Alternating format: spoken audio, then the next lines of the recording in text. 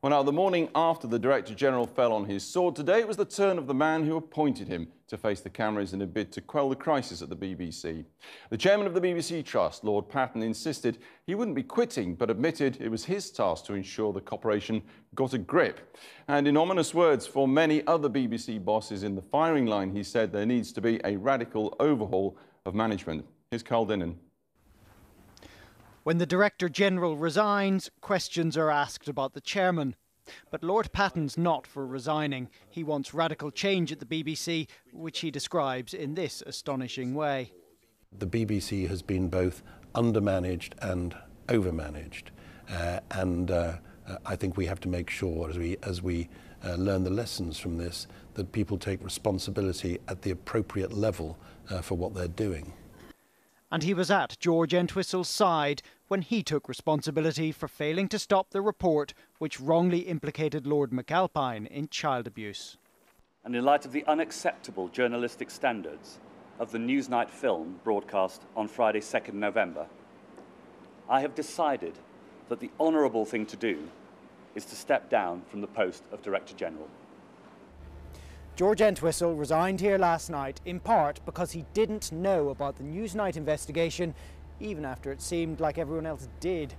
But there are still people at the BBC who knew about that investigation before anyone else and still let it go ahead. This isn't over for the BBC. So who knew? Newsnight's editor Peter Rippon had stood aside over Savile. Stephen Mitchell and Helen Bowden were likewise removed from decisions on abuse stories, leaving Adrian Van Claveren, the Radio 5 director, standing in. He was answering to Tim Davie, now the acting Director General. Someone else at his management board level was apparently aware of the story, but the BBC has not told us who that was. Part of the problem is that since the Jimmy Savile inquiry, a lot of people who should have been in post looking at those things have been told that they can't fill their daily duties. So you've got a lot of stand-ins and deputising going on. So whether those people weren't as experienced or for some reason the right alarm bells didn't ring and the right procedures weren't followed, I mean, that is the only explanation I can come up with. Newsnight's own presenter, Jeremy Paxman, had a slightly different take, saying in a statement, "George Entwistle's departure is a great shame. He's been brought low by cowards and incompetence. It's a great pity that a talented man has been sacrificed while time servers prosper." Whatever did lead to George Entwistle's departure, this was his return home last night, politicians are agreed that the organisation must restore public trust. I think it's a very difficult time for the BBC to lose the leader of the organisation, but I think that the BBC is such an important institution, so admired and held in such great esteem by people in this country that people want to see it get back on track, and that's the task for it now. The report into what went wrong at Newsnight has this evening been delivered to Broadcasting House. It will prove very damaging to some careers here, but perhaps that's inevitable if the BBC is to get a grip and rebuild trust. Carl Dinnan there, and in the last few minutes the BBC Trust has said the Acting Director General will tomorrow set out his plans for dealing with the issue arising from Newsnight's broadcast. Well, earlier I spoke to the chairman of the BBC Trust, Lord Patten, and I asked him whether the Trust would have sacked Mr Entwistle had he not resigned. We didn't, to be fair, try to persuade him to stay. He'd reached a clear conclusion that as editor-in-chief of a great news organisation, he should take responsibility for a very bad piece of journalism which has damaged our reputation.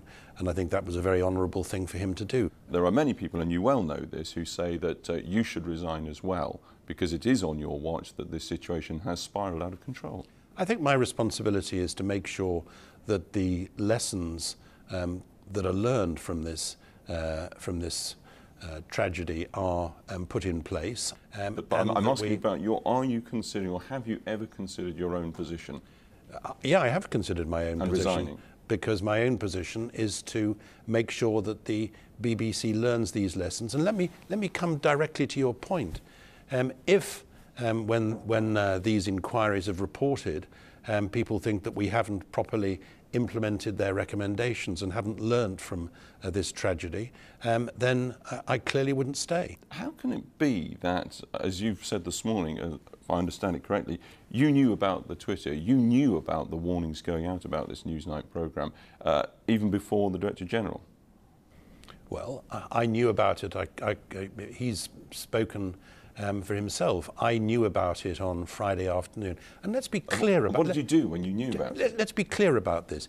If at that stage, when somebody was tweeting that Conservative politicians were going to be named in Newsnight, I'd phoned up, which would have been entirely improper, and said, how can you possibly name Conservative politicians? Can you imagine the amount of uproar there would have been at that when it leaked? Did you phone the Director General and say, by the way, George, do you know this is happening?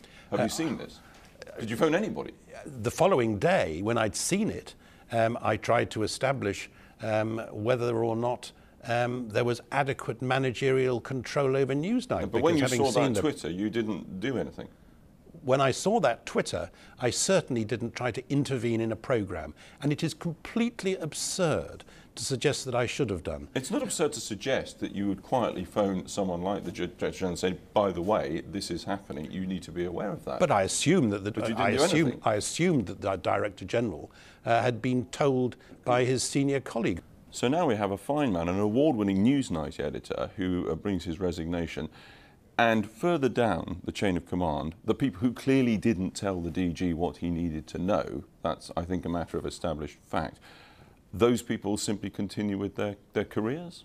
Well, we're looking this afternoon at a report into how that Newsnight programme was made. We've also got other reports, as you know. They will involve us, I'm sure, those inquiries, in making some tough decisions, and those decisions may involve people's jobs as well. There is a feeling abroad that in the BBC, no matter how incompetent one is at one's job, it is virtually impossible to be sacked. Is that reasonable or is that not? That is unreasonable, and I think it's an astonishing thing to say about an organisation whose head has just stepped down. He wasn't sacked. Because of he wasn't sacked. He stepped down as an honourable. That's my point. And just tell me all the other editors whose organs have made mistakes, who've then stepped down as a result. It's a very unusual but very honourable thing for somebody to do. Can you realistically be Director General of the BBC and Editor-in-Chief, where you cannot possibly know everything that is going on, and these situations are bound to arise? Do we not need a separate Editor-in-Chief in the organisation? Well, I don't think that any organisation like the BBC could possibly manage on the basis of two emperors, of two heads. I think it's a very reasonable question to ask whether we should make sure that the senior leadership structure reflects both the individual responsibilities of the person at the top and other responsibilities as well. Lord Patten speaking to me a little earlier.